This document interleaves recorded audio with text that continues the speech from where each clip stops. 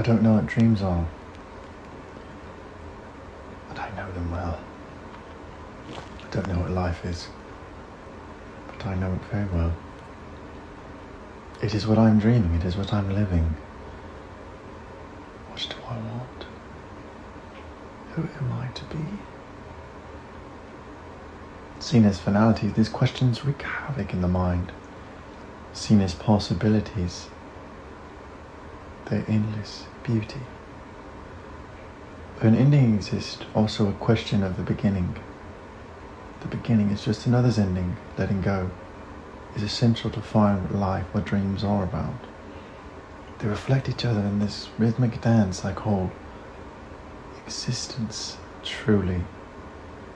Nothing wrong with existing if that's your choice.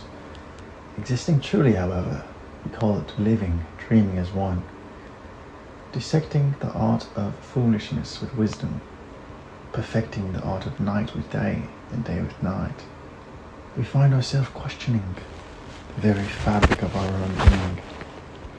In this questioning, we have found answers where no questions even themselves were found.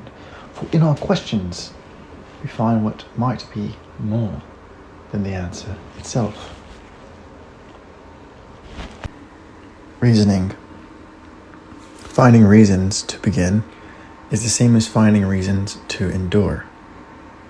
It doesn't matter how, just keep going. How will present itself if you're willing to be. I had this conflict at times with trying versus being versus doing versus acting, but they're not really separate like that. If you really believe and you really are, then you will try.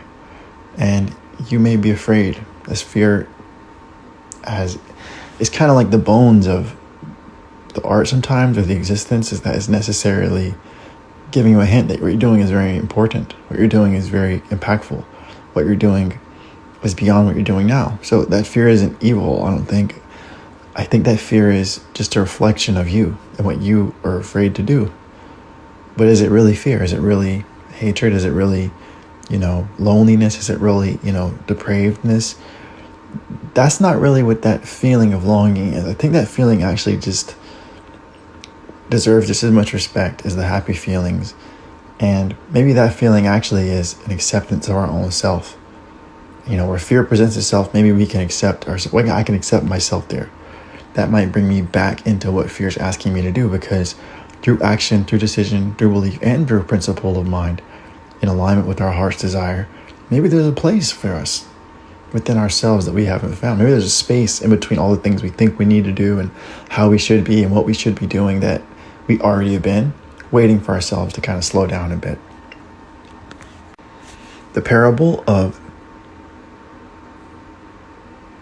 Play Just the Wise. The parable of Amenta. Amenta is said to be the place of dreaming. The tunnels of Set go so far down that only the subconscious dwells the triple blackness of night. In this place, it's said that time and space erase, and the voidance even erases. The deep void in the black of night brings birth to something new. Everything emerges from the thought. Layered so deeply, though, that there is no layer. There is no thought. There is no core. Maybe it just is there. Someone was able to get close and planted a seed.